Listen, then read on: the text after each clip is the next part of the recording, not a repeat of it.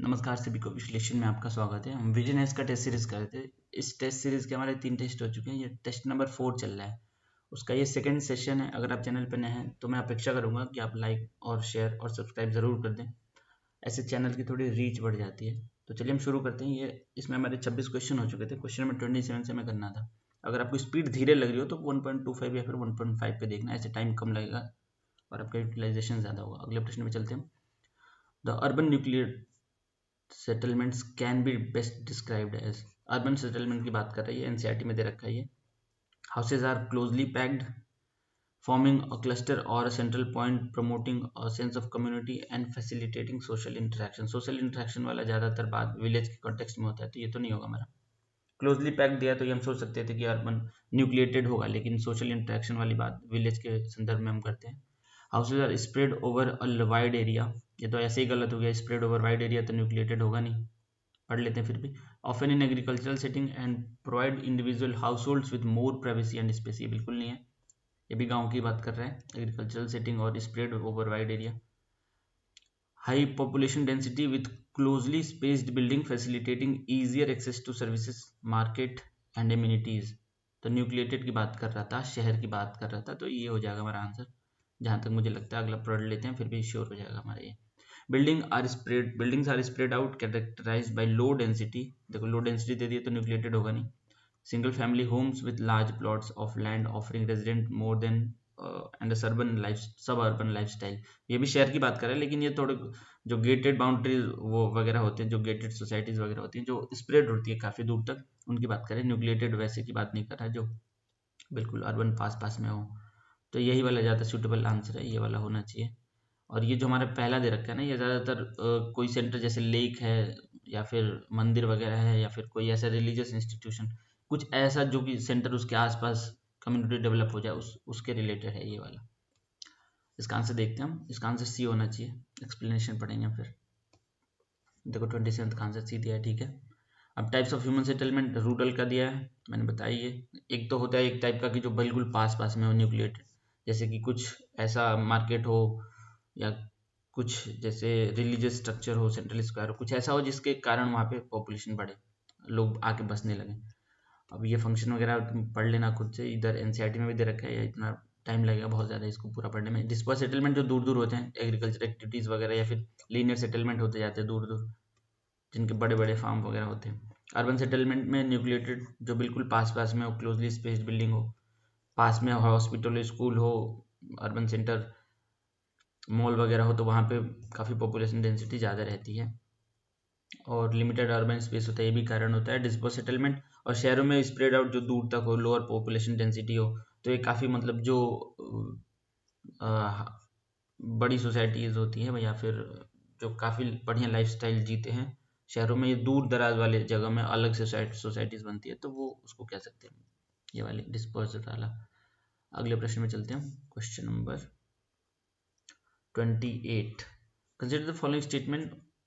Overall sex ratio as per census 2011 shows an upward trend from census 2001 data. तो देखो overall sex ratio तो बढ़ा है, मतलब कि इम्प्रूवमेंट हुआ है। पहले शायद 930 के आसपास था, अब 940 समथिंग हो गया, ठीक है। तो ये बढ़ा है, तो ये ठीक है। Child sex ratio in census 2011 has improved when compared to census 2001 data. देखो चाइल्ड सेक्स रेशियो घटा है, पहले जितना था उससे कम हो गया। पहले शायद 927 के आसपास था ये, मतलब 30 के आसपास था ये पहले, 927 था शायद, और अब घट के 915-16 के आसपास आ गया है, मतलब ये घटा है काफ़ी। तो इसी के बाद सरकार ने अभी लॉन्च किया था ना, जब प्रधानमंत्री बने थे प्रधानमंत्री नए वाले, तो इन्होंने लॉन्च किया था बेटी बचाओ बेटी पढ़ाओ, तो उसके बाद काफ़ी इंप्रूवमेंट हुआ था। तो ये 2011 की बात कर रहे हैं, तो ये घटा था उस टाइम पे। तो इसका आंसर 1 ओनली होना चाहिए। एक्सप्लेनेशन पढ़ते हैं हम, एक सेकेंड। 28 का है, ठीक है। सेक्स रेशियो में बताइए क्या होता है, पर 1000 मेल पे कितने फीमेल हैं, उसकी बात करता है ये। 2011 में जो हमारा था सेक्स रेशियो 943 था, जो कि 2001 वाले से 10 ज़्यादा है, 933। देखो 933 यहाँ पे। और सबसे लोवेस्ट सेक्स रेशियो भारत में है हरियाणा में, और हरियाणा से ही शुरू हुआ था बेटी बचाओ बेटी पढ़ाओ, जो कि 879 है। अब बढ़ गया होगा, ये 10-15 साल पहले की बात है। केरला का सबसे ज़्यादा है 1084। और अगर हम यूनियन टेरिटरीज की बात करें तो दमन दीव का सबसे कम है, ये आपको पता होना चाहिए, 618 है। अभी ये भी बढ़ गया होगा फिलहाल। पुडुचेरी में सबसे ज़्यादा है 1037। और 2 यूनियन टेरिटरीज जिसमें 900 से ज़्यादा हैं महिलाएं पुरुषों से। अब चाइल्ड सेक्स रेशियो की बात करें, चाइल्ड मतलब कि 0 से 6 साल वाले, इसमें 1000 लड़कियों पे 927 लड़कियां हैं 1000 लड़कों पे, जो कि घटा है। 1918 था, 2011 में 2011 में घट गया है, 2001 में 927 था। ठीक है, अरुणाचल सबसे ज़्यादा, अरुणाचल प्रदेश में 972। अगले प्रश्न में हम चलते हैं चाइल्ड सेक्स रेशियो के मामले में। अगला प्रश्न हमारा, with reference to nuclear fuel consider the following statements. अब न्यूक्लियर फ्यूल में क्या क्या आता है, यूरेनियम आता है, थोरियम आता है। ठीक है, uranium is more common than thorium in the earth crust. नहीं, थोरियम ज़्यादा कॉमन होता है, तो ये गलत है। ठीक है, ये एलिमिनेट तो नहीं कर पाएंगे हम। Andhra Pradesh is the leading state with largest uranium reserve followed by the Jharkhand. बिल्कुल ठीक है, आंध्र प्रदेश में सबसे ज़्यादा होता है यूरेनियम रिजर्व, तो दूसरा हमारा सही है। India has more uranium reserve than thorium reserve, ये गलत है। भारत में थोरियम रिजर्व ज़्यादा हैं, और ज़्यादातर उधर साउथ के कोस्ट वगैरह पे। इधर से हम शुरू करते हैं ना, जैसे ऐसे इसको ट्रिक है याद करने का। वेस्ट बंगाल छोड़ दो, यहाँ पे उड़ीसा, उसके बाद आंध्र प्रदेश, फिर तमिलनाडु, फिर इधर केरला। ये वाला ट्रिक है आपका, ऐसे याद कर लोगे तो इधर से हम बढ़ते जाते हैं, तो हमारा इसी रेंज इसी ऑर्डर में है भी, जो हमारा वो मिलता है थोरियम, उड़ीसा फिर आंध्र प्रदेश ऐसे। तो ये भी गलत है। तीसरा, Andhra Pradesh the highest monazite sand reserves in India. Andhra Pradesh Orissa में शायद ज़्यादा है, तो मुझे लगता है ये गलत होगा, तो इसका आंसर केवल 2 हो जाएगा, तो 1 ओनली आंसर होना चाहिए। देखते हैं एक्सप्लेनेशन। 29th का बी, 29th का बी मतलब कि 2 ऑप्शन है, ये कौन से? एक सेकंड, गलत हो गया हमारा क्वेश्चन, इसको मार्क कर लेते हैं। कौन सा ऑप्शन गलत है हमारा? ये तो ठीक है, मतलब सेकेंड वाला तो सही होना चाहिए। एक्सप्लेनेशन पढ़ते हैं हम, इसका आंसर ये होगा बी। ठीक है, देखो nuclear energy viable source energy का, ठीक है, ये सब कहानी हम नहीं पढ़ेंगे। हम देखते हैं, थोरियम 3.5 टाइम्स ज़्यादा मिलता है यूरेनियम से, ये तो ऑप्शन ठीक है। ठीक है, और स्टेटमेंट 1 इज नॉट करेक्ट। यार ये तो कहा ही था मैंने, एक सेकेंड। अच्छा ठीक है, हमने गलत लगाया इसको। Present knowledge of distribution of thorium is poor. ठीक है, अभी नॉलेज में कम है, लेकिन है इसका ज़्यादा reserves. India has relatively modest reserve of uranium. ठीक है, ज़्यादा कौन सा है, यूरेनियम है या फिर वो? अच्छा, लार्जेस्ट यूरेनियम आपका आंध्र प्रदेश में मिलता है, फिर झारखंड में, फिर मेघालय में, तो ये भी ऑप्शन हमारा सही हुआ था। India possesses relatively modest reserve of uranium totalling, third option is not correct. ठीक है, thorium is mainly obtained in monazite ilmenite, ये देखो सैंड में मिलता है ये, on the beach of on the coast of Kerala and Tamil Nadu. World richest monazite deposit occur in Palakkad, Kollam district of नेर। ठीक है, मोनाजाइट मिलियन टन्स में, देखो उड़ीसा में बताया था मैंने, एक सेकेंड। अच्छा, उड़ीसा में ये ऑर्डर इधर से हमने देखा था, लेकिन ये आंध्र प्रदेश में सबसे ज़्यादा है, ये गलत हुआ था हमारा ऑप्शन। तो आंध्र प्रदेश में इसको करेक्ट कर लेना, उड़ीसा में सेकंड पे है, फिर आंध्र में, पहले आंध्र में, फिर उड़ीसा में, फिर इधर आते हैं हम तमिलनाडु में, फिर ऐसे केरला में। ठीक है, फिर वेस्ट बंगाल में। तो ये ऑर्डर थोड़ा एक बार देख लेना फिर से, इसमें थोड़ा मिस्टेक हो गया था, ये इसका आंध्र प्रदेश ज़्यादा है उड़ीसा से।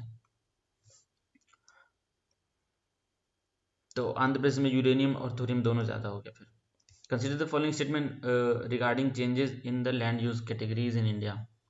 The percentage of forest area in the total land area has increased between 1950 to 2014। हाँ, ये तो सही बात है।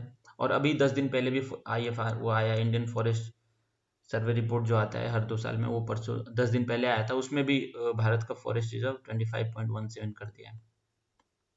ठीक है, तो ये बात ठीक है। The net area shown percentage has decreased, area shown percentage में बढ़ा है, घटा नहीं है, ये गलत है। तो इसका आंसर हो जाएगा 1 ओनली। ठीक है, ये तो इजी क्वेश्चन था। फॉरेस्ट रिजर्व देखो हर बार के रिपोर्ट में बढ़ता ही रहता है, नेट फॉरेस्ट और ट्री कवर भी, तो इसका आंसर ये हो जाएगा, ये तो इजी था। ग्राफ देख लेते हैं, एनसीईआरटी से ही ग्राफ उठाया इन्होंने। देखो 1950 और 2014-15 की बात की है, फॉरेस्ट बढ़ा है हमारा, ठीक है। Area under non agricultural use ये भी बढ़ा है, जैसे कि जैसे बैरन ऑन कल्चरल वेस्टलैंड ये घटा है। परमानेंट पास्चर ग्रेजिंग लैंड ये भी बढ़ा है। एरिया अंडर मिसलेनियस क्रॉप्स ये घटा है, ग्रुप्स वगैरह घटे हैं। कल्चरल वेस्टलैंड ये भी घटा है, तो ये अच्छी बात है। फैलो लैंड भी घटा है, करेंट फैलो ये बढ़ा है, तो ये थोड़ा बेकार है। और करेंट फैलो भी मतलब इतना बुरा तो नहीं है। नेट शोन एरिया ये हमारा मेन इंपॉर्टेंट था, ये बढ़ा है। अब देख लेते हैं कुछ इसमें इंपॉर्टेंट होगा, नाम आगे बढ़ेंगे। इसमें पुराना डेटा ही दिया होगा, नया वाला पढ़ लेना, मतलब इसमें कुछ ऐसा इंपॉर्टेंट है नहीं। अगले प्रश्न में चलते हैं। ग्राफ ही इंपॉर्टेंट था, वो भी 2010 साल पहले की बात कर रहे हो, नया वाला देख लेना। Consider the following states, Madhya Pradesh, Chhattisgarh, Karnataka, Orissa, ठीक है। पूछा क्या, how many of the above states are covered under Godavari river basin. देखो एक रिवर का फ्लो होता है स्टेट से, एक होता है बेसिन। तो बेसिन बड़ा होता है रिवर के फ्लो से, मतलब जहाँ पे फ्लो नहीं भी कर रही हो नदी, तो वो भी स्टेट उसके बेसिन में आ जाता है। तो अगर गोदावरी बेसिन हम देखें तो उसमें महाराष्ट्र भी आता है, मध्य प्रदेश भी आता है, कर्नाटका भी आता है, छत्तीसगढ़ आता ही है, और उड़ीसा भी आता है। जबकि अगर हम डायरेक्टली देखें तो गोदावरी नहीं बहती है उड़ीसा से, लेकिन बेसिन में आता है। तो इसका आंसर 4 हो जाएगा। इसका मैप है बढ़िया से एनसीईआरटी में, मैं उसको भेज भी दूंगा गोदावरी के कॉन्टेक्स्ट में, ग्रुप में भेज दूंगा। ग्रुप का लिंक आपको डिस्क्रिप्शन में मिल जाएगा, वहाँ पे जुड़ जाना, मिल जाएगा, मैं भेज दूंगा। और शिफ्टिंग वाला मैं भेजना भूल गया था, वो भी भेज दूंगा मैं आज। शिफ्टिंग एग्रीकल्चर वाला, इसका एक्सप्लेनेशन देखते हैं। एक सेकेंड। गोदावरी रिवर का देखो ये दे रखा है कि 1465 किलोमीटर में बहती है ये। त्र्यंबकेश्वर नासिक महाराष्ट्र में इसका उद्गम है। और ड्रेनेज बेसिन महाराष्ट्र, तेलंगाना, आंध्र प्रदेश, तेलंगाना मैंने बोला नहीं था उस टाइम पे। मतलब सभी स्टेट्स में मैप देख लेते हैं बढ़िया से। तो ये वाला जो हिस्सा है ये है गोदावरी बेसिन। अब इसमें सारे स्टेट्स हैं सब। तो ये गोदावरी अगर ऐसे भी बहती है तो इस बेसिन में सारे स्टेट्स आ गए, ठीक है। अगले प्रश्न में चलते हैं। Question number 32। अब देखो 32 में ये रेलवे जोन्स के बारे में पूछा है, 17-18 है टोटल। अभी सबसे रिसेंटली बना था विशाखापट्टनम कोस्टल वाले का। अब ये करंट का तो है नहीं, स्टैटिक का ही है। क्वेश्चन पूछ भी सकता है, मतलब इसको तो मतलब मैप देख के आप याद कर सकते हैं इसको, चाहो तो। ऐसे एक बार में रटना तो थोड़ा मुश्किल है। तो नॉर्थ सेंट्रल का दिल्ली, नॉर्थ सेंट्रल का प्रयागराज है शायद, ठीक है। तो दिल्ली इसका नहीं होगा, नॉर्दर्न का दिल्ली है, तो ये गलत हो जाएगा। और साउथ सेंट्रल का सिकंदराबाद तेलंगाना में है, ये बिल्कुल ठीक है। तो east central Kolkata, east central का, सेंट्रल की बात करें ना, ईस्ट वाले का कोलकाता हो जाएगा। लेकिन ईस्ट सेंट्रल की बात है बिहार में, शायद हाजीपुर है इसका, तो ये भी गलत है और ये भी गलत है। तो इसका आंसर होगा ओनली 1, मतलब कि ये वाला सेकंड वाला सही है। तो इसका आंसर हो जाएगा ओनली 1। एक सेकेंड, इसका देखते हैं एक्सप्लेनेशन क्या दिया है। इसका टेबल होता है बड़ा सा, 18-19 है, याद कर लेना उसमें से। अब ये रेलवे की कहानी दे रखी है, हमें इससे मतलब नहीं उतना। देखो सेंट्रल का मुंबई जीएसटी, ठीक है। देखो जहाँ पे भी सेंट्रल लग जाएगा ना, तो वो एक्सट्रीम से थोड़ा अंदर आ जाना होता है। देखो जैसे कि नॉर्थ की बात कर रहा है तो नॉर्थ न्यू दिल्ली, लेकिन न्यू दिल्ली तो ज़्यादा नॉर्थ में, यहाँ पे प्रयागराज पड़ जाएगा। तो नॉर्थ सेंट्रल की बात किया तो हम थोड़ा नीचे आ जाएंगे। जैसे साउथ सेंट्रल की बात किया तो बिल्कुल साउथ में नहीं जाएंगे, साउथ से थोड़ा ऊपर आएंगे तो तेलंगाना में मिल जाएगा, जहाँ भी सेंट्रल आ जाएगा।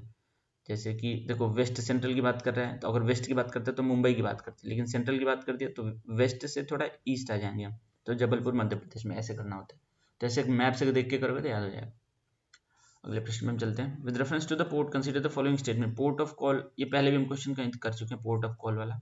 Are initial sea route stops where ships are anchored for refuelling, watering and provisions, बिल्कुल ठीक है। इसके लिए किसी देश में एमओयू भी होता है, शायद रशिया के साथ भारत ने जल्दी किया था, ये उनके शिप्स यहाँ पे डॉक कर सकते हैं तेल वेल भरने के लिए। तो ठीक है, ये सही है। Packet stations are ferry port that focus on transporting passengers and mail across short distance on water bodies, बिल्कुल ठीक है। इसका एग्जांपल आप ले सकते हैं कोच्चि, जहाँ पे एक वाटर मेट्रो भी चलती है, और गुजरात में भी है कई सारे। तो पैकेट स्टेशन वही होते हैं जहाँ पे लोग as a mode of transport use करते हैं पानी को आने जाने के लिए। तो ये भी ठीक है, मुंबई में भी होता है। Entry ports function as collection centers where goods from various countries are gathered from for export, बिल्कुल ठीक है। एंट्री पोर्ट वही होते हैं जहाँ पे बाहर से सामान आके, जैसे मान लो हम रखने के लिए स्टोरेज का इन्वेंट्री का काम करते हैं, जैसे कि जेएनपीटी हो गया भारत में, और गुजरात वाला भी है। और इसका अगर हम एंशियंट इंडिया से लिए तो मुजीरी पोर्ट था एक, केरला में है, वो भी एंट्री पोर्ट का काम करता था भारत में। तो ठीक है, ये 1 2 3 इसका तीनों आंसर हो जाएगा, तो इसका आंसर डी हो जाएगा। इसमें कुछ पढ़ने का है नहीं, देख लेते हैं, अगर कुछ एक्स्ट्रा इन्फॉर्मेशन दिया होगा तो ही हम पढ़ेंगे पूरा। अब इसमें दे रखा है 12 मेजर पोर्ट है भारत में, 95% ऑफ फॉरेन ट्रेड जिसको वॉल्यूम में हैंडल करते हैं, कांडला, मुंबई, जवाहरलाल, ज़्यादातर ईस्ट वेस्ट वाले कोस्ट पे ही हैं, तो ठीक है, क्योंकि इधर नेचुरल हार्बर बनाना आसान होता है। पोर्ट ऑफ कॉल, अब मैंने बताया वहाँ पे पानी वानी तेल वेल भरने के लिए यूज़ कर सकते हैं, जैसे कि अडेन, होनोलुलु, सिंगापुर, ये पोर्ट ऑफ कॉल है। भारत भी कोशिश कर रहा है कि पोर्ट ऑफ कॉल बड़ा सा बढ़िया सा बन जाए भारत में भी, ताकि डॉक करें शिप से, यहाँ पे इससे पैसे भी मिलते हैं। पैकेट स्टेशन जो फेरी पोर्ट का काम करते हैं आने जाने के लिए, जैसे यहाँ पे एग्जाम्पल डोवर इन इंग्लैंड दिया है, देसी एग्जाम्पल दे नहीं पाते ये लोग, पता नहीं क्यों। एंट्री पोर्ट स्पोर्ट,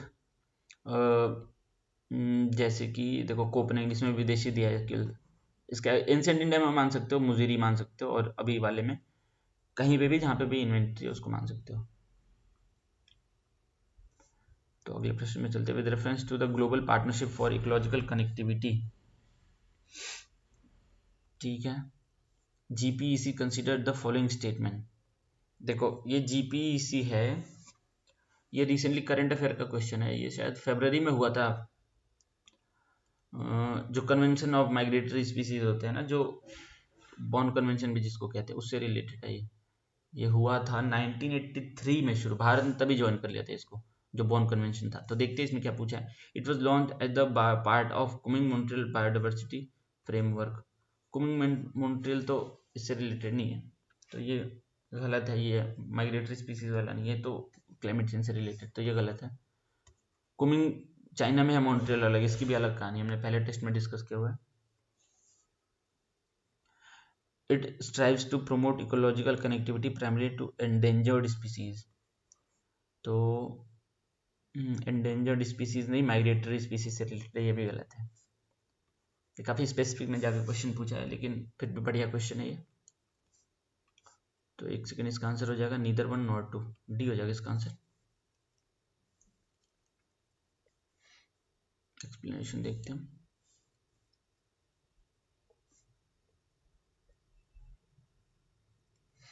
देखो 34th का डी है, ठीक है। जीपीईसी क्या होता है, ये होता है आपका माइग्रेटरी स्पीसीज के बारे में दिया है कि नहीं, हाँ दिया है इसमें, माइग्रेटरी स्पीसीज के बारे में होता है ये।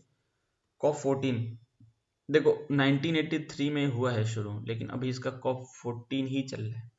इसका मतलब क्या हुआ कि ये कम से कम 2 से 3 साल बाद हो रहा होगा, और ये अभी हुआ था रिसेंटली समरकंद में, उज्बेकिस्तान, 2024 में ही हुआ है। और इसमें वो जैसे वल्नरेबल, थ्रेटेंड, ये सब कैटेगरी डिफाइन किया था इन्होंने कई सारे बर्ड्स का, शायद 18 या 16 थे, तो उसमें कुछ के नाम दे रखे हैं यहाँ पे। अमूर फाल्कन, इसको लिस्ट कंसेंट में डाल दिया। बार हेडेड गीज लिस्ट कंसेंट में डाल दिया, भारत भी इसमें सम्मिलित हुआ था। तो ये भी मतलब सेकंड ऑप्शन भी गलत था। अगले प्रश्न में हम चलते हैं, कुछ ज़्यादा दिया नहीं है, इसको करंट अफेयर से कवर कर लेना, दिया होगा मैगजीन में, फरवरी मार्च वाले में, विजन में ही दिया होगा, अलग से भी कोई करना होगा तो कर लेना। Consider the following pairs mica. Mica होता है जो मिलता तो है आंध्र प्रदेश में, तो नेल्लोर आंध्र प्रदेश में है, तो ठीक है ये। बॉक्साइट, बॉक्साइट कोरापुट, देखो उड़ीसा में एक हिल स्टेशन है, ये भारत का जो लगभग 50% से ज़्यादा ही बॉक्साइट यहाँ पे मिलता है। बॉक्साइट इलेक्ट्रिकल इक्विपमेंट वगैरह में यूज़ होता है, मिका तो इलेक्ट्रिक में भी, और उसमें भी शायद मेकअप इंडस्ट्री में भी यूज़ करते हैं। तो ये कोरापुट इसका बिल्कुल ठीक है, काफ़ी पॉपुलर फैक्ट है ये, पता भी होना चाहिए। भारत में किसी एक जनपद में सबसे ज़्यादा बॉक्साइट मिलता है तो कोरापुट है। आयरन और मयूरभंज वाले एरिया में मिलता है ये, ठीक है, ये भी उड़ीसा में ही। तो इसका आंसर 3 हो जाएगा, सी। एक्सप्लेनेशन देखते हैं, ठीक है, 35 का सी माइका। अब ये दिया कि कैसे स्थिति में मिलता है, शीट्स में बढ़ जाते हैं, इस समय में नहीं देखना, इसका डाइलेक्ट्रिक स्ट्रेंथ होता है, हमें ये देखना मिलता है कहाँ पे, ये छोटा नागपुर प्लेटू मिलता है, कोडरमा, गया, हजारीबाग वैली, झारखंड में है ये, झारखंड का नॉर्दर्न पार्ट। राजस्थान में मिलता है अजमेर में, और नेल्लोर में मिलता है आंध्र प्रदेश में, ठीक है। एक वेल्लोर भी जगह है, वो तमिलनाडु में है, तो उससे कंफ्यूज नहीं होना है। और बॉक्साइट जो कि ओर होता है एल्यूमिनियम का, ठीक है, इसको कौन सैफायर में भी ये मिलता है, ठीक। इसको मतलब प्रीवियस ईयर में कई बार पूछा है। क्ले लाइक सब्सटेंस होता है, एल्यूमिना होता है इसमें, ठीक ठीक, ये हमें नहीं देखना है। ऑक्साइड स्टेट्स में सबसे ज़्यादा कोरापुट में मिलता है, देखो 51% दे भी रखा है, हमें 50% ज़्यादा बोला था। और उसके बाद आंध्र प्रदेश में, गुजरात में, झारखंड में मिलता है, ठीक है। अगले प्रश्न, अच्छा नहीं, एक सेकेंड, आयरन ओर के बारे में तो पता ही है, हेमेटाइट, मैग्नेटाइट, ये सारे इसके अलग अलग और होते हैं। मैग्नेटाइट जो कि सबसे बड़ी आयरन क्वालिटी होता है, जिसमें 70% ज़्यादा आयरन होता है। और भारत के पास एबंडेंट रिसोर्स है, ठीक ठाक। तो भारत में 4 स्टेट ऐसे हैं जिनमें 97% हो जाता है। इसका निमोनिक है OCKJ। ओ चला कहाँ जा रहा है, ऐसे कुछ भी याद कर लो। तो यही है इसका 97%। बाकी स्टेट्स 3% ही करते हैं। बदामपुर माइन जो कि मयूरभंज में है, बहुत पॉपुलर है उसके लिए, हेमेटाइट ओर के लिए हाई। उड़ीसा बहुत ही संपन्न राज्य है मिनरल्स के मामले में। With reference to the hot and wet equatorial climate, consider the following statement: commercial extraction of timber resource is suboptimal. Suboptimal मतलब कि कम होना, optimal होता तो ज़्यादा होता। Suboptimal की बात करें तो मतलब कि कम हो रहा है। In this region, the region is known for its highly profitable livestock farming. बिल्कुल गलत है ये सही है। और ये गलत इसलिए, जैसे मान लो कि ट्रॉपिक्स में बारिश बहुत ज़्यादा होती है, तो वहाँ पे पेड़ वगैरह ज़्यादा उग जाते हैं, घास कम ही होता भी है तो इतने बड़े हो जाएंगे कि वो खाने लायक रहेंगे, न्यूट्रिशियस नहीं होंगे। ऊपर से ट्रॉपिक्स में इतने कीड़े वगैरह लगते हैं कि लाइफ स्टॉक को बीमारी हो जाती है और उनकी मृत्यु हो जाती है। तो लाइफ स्टॉक फार्मिंग करना थोड़ा मुश्किल काम होता है ट्रॉपिक्स में, तो ये गलत है। और कमर्शियल एक्सट्रैक्शन ऑफ टिम्बर इसलिए नहीं हो पाता वहाँ पे अच्छा खासा, यहाँ पे सब ऑप्टिमल दिया था ये तो ठीक है, लेकिन अच्छा खासा इसलिए नहीं हो पाता है क्योंकि बारिश ज़्यादा होती है, वैरायटी डाइवर्सिटी बहुत ज़्यादा होती है ट्रॉपिक्स में, जो कि हमारा टुंड्रा वगैरह में कम होता है उधर। तो इसलिए लंबरिंग हो नहीं पाती यहाँ पे, लकड़ी का काम अच्छा खासा। तो इसका आंसर हो जाएगा 1 ओनली, ठीक है। एक्सप्लेनेशन देखते हैं हम। 36th। अब ये मिनरल इंपॉर्टेंट मिनरल्स का मैप दे रखा है, इसको देख लेना, एटलस में भी दिया होगा, एनसीईआरटी से लिया इन्होंने। 36 का ए हमने क्या लगाया था, हमने भी यही लगाया, ठीक है। तो देखो ट्रॉपिक्स में ग्रेट पोटेंशियल तो है टिम्बर रिसोर्सेज का, लेकिन बहुत ज़्यादा डाइवर्सिटी होती है, तो एक टाइप के पेड़ मिलते नहीं है। तो मान लो किसी ने मशीन लगाया सॉफ्टवुड के लिए, वहाँ पे मिल गया हार्डवुड, हार्डवुड के लिए मिल गया सॉफ्टवुड, और उसमें भी एक तरीके के पेड़ नहीं मिल रहे हैं, तो थोड़ा मुश्किल हो जाता है ये काम, ठीक है। और उसके बाद से जो ट्रॉपिकल हार्डवुड है वो हैवी हो जाता है काफ़ी नदियों में बहने के लिए, तो इसलिए थोड़ा ये मुश्किल काम है ट्रॉपिक्स के लिए। यही काम उधर हो जाता है ठंडी जगहों में, जहाँ पे एक तरीके के पौधे मिलते, पेड़ मिलते हैं। और लाइफ स्टॉक फार्मिंग मैंने बताया कि यहाँ पे एक तरीके के नहीं रख पाते, अरे इनको घास वगैरह कम मिलेगी, बीमारियाँ भी फैल जाती है बहुत ज़्यादा, तो ये भी इसका रीज़न। अगले प्रश्न पे चलते हैं। देखो अफ्रीका का दिया भी एग्जाम्पल इन्होंने, टेट से फ्लाई होता है वो, इससे क्वेश्चन भी पूछ चुका है शायद यूपीएससी, तो इसको नगाना कर देता है, ये डेडली डिजीज़ है। और भी बहुत सारे डिजीज़ हो जाती हैं, जैसे कि मैड काउ डिजीज़, बहुत सारी डिजीज़ है जानवरों वाली हो जाती है, तो फिर डाइवर्सिटी कम हो जाती है, बच नहीं पाता life stock. Which of the following is the author of population book population bomb that ignited the debate on concept of sustainable development? यार पॉपुलेशन बम इसका कोई ट्रिक से याद किया था मैंने, रुक जाओ ऑप्शन पढ़ेंगे तो याद आ जाएगा। डेनिस मीडोज ये तो नहीं लगता है, रेशल कार्लसन, विलियम वोगट पॉल, हाँ एनरिच यही है। ये काफ़ी मतलब इसको ऐसे याद किया था कि ये काफ़ी रिच है, तो ये पॉपुलेशन की बात करेगा कि मतलब ज़्यादा पॉपुलेशन बढ़ेगी, तो इसको बस ट्रिक है याद करने का, ये इंपॉर्टेंट है बुक, वैसे याद कर लेना।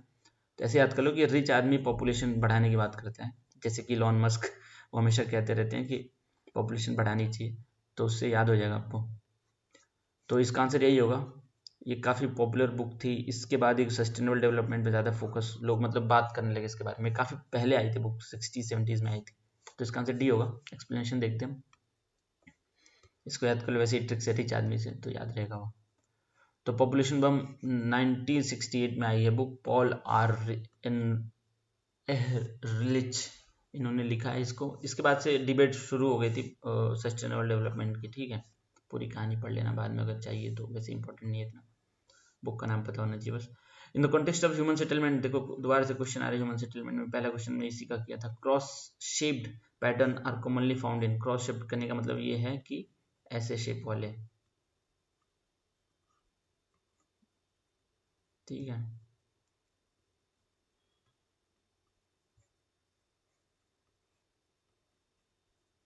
तो ये कहाँ पे मिलेगा? कोस्टल एरियाज में बिल्कुल नहीं मिलेगा, हिली रीजन में तो बिल्कुल ही नहीं मिलेगा। इंटरसेक्शन ऑफ मेजर रोड, देखो इंटरसेक्शन हो रहा है ना रोड्स का 90 डिग्री पे, ह्यूमन सेटलमेंट, तो ये हो सकता है आंसर। देख लेते हैं अगला, remote villages with no transportation, no transportation है तो इंटरसेक्शन कहाँ से हो, तो इसका आंसर सी हो जाएगा, बिल्कुल ईजी क्वेश्चन है ये। और इसको हम ऊपर डिटेल में देख चुके हैं, तो इसका एक्सप्लेनेशन देखेंगे भी नहीं, बस आंसर देखेंगे कि सही है कि नहीं। 38 का सी, ठीक है, सही है। एक दो क्वेश्चन और करेंगे फिर हम बंद करेंगे इसको, अगले सेशन में आगे कंटिन्यू करेंगे। Consider the following statement: the first modern city to reach the population mark of 1 million is London। बिल्कुल ठीक है ये आपको मिल जाएगा एनसीईआरटी में भी ये बात, तो ये ठीक है। सबसे पहले 10 लाख की पॉपुलेशन लंदन में ही हुई थी, क्योंकि लंदन पहले बहुत बड़ा शहर माना जाता था, अब तो है नहीं कुछ इसकी उतना पहले जितना, तो ये ठीक है। The globally at present the number of cities with more population more than 1 million, population is more than 100। ये सिर्फ 100 की बात कर रहे हैं, दुनिया भर में 700 लगभग ऐसे शहर हैं जहाँ पे 1 million 10 लाख से ज़्यादा पॉपुलेशन है। भारत में अकेले ही 65 ऐसे शहर हैं तो चाइना में भाई अकेले 102 हैं, ठीक है, तो ये तो गलत ही मानो इसको, तो कोई चांस ही नहीं इसका। तो तो मतलब ये यही लिखा है ना कि 100 से ज़्यादा है, तो 100 से तो ज़्यादा है ही, लेकिन उन्होंने काफ़ी बहुत आसान सा ऑप्शन दे दिया, तो ये ठीक है। तो इसका आंसर हो जाएगा सी, हमारा दोनों सही हो जाएगा। एक सेकेंड, पेन क्यों नहीं काम कर रहा। तो इसका आंसर हो जाएगा हमारा सी। एक्सप्लेनेशन देखते हैं, यही वाला क्वेश्चन के बाद हम बंद करेंगे, अगले सेशन में कंटिन्यू, 2 सेशन में खत्म हो जाएगा एटलीस्ट। ये तो हमारा पुराना वाला है पहला क्वेश्चन। देखो 39 का सी, ठीक है। अब ये पहला अर्बन सेटलमेंट लंदन में हुआ था, मतलब सबसे ज़्यादा 1 million पार हुआ था, और अभी 50% दुनिया की जनसंख्या अर्बन सेटलमेंट में रहती है, जो कि 3% थी 1800 में, और 60% ऑफ देम है पॉपुलेशन मोर देन 5 million। ठीक है, मैंने जो बताया था वो इंपॉर्टेंट। भारत में लगभग 65-66 शहर हैं जहाँ पे 1 million ज़्यादा पॉपुलेशन है। दुनिया में सबसे ज़्यादा चाइना में है 102 शहरों में, और ओवरऑल वर्ल्ड का देखें तो 650-700 के आसपास है। ठीक है, ये इतना रखना इंपॉर्टेंट है, बाकी तो ठीक है, पढ़ लेना। Thank you very much for watching. अगले सेशन में हम इसको कंटिन्यू करेंगे क्वेश्चन नंबर 40 से। बाकी तब तक बाय बाय।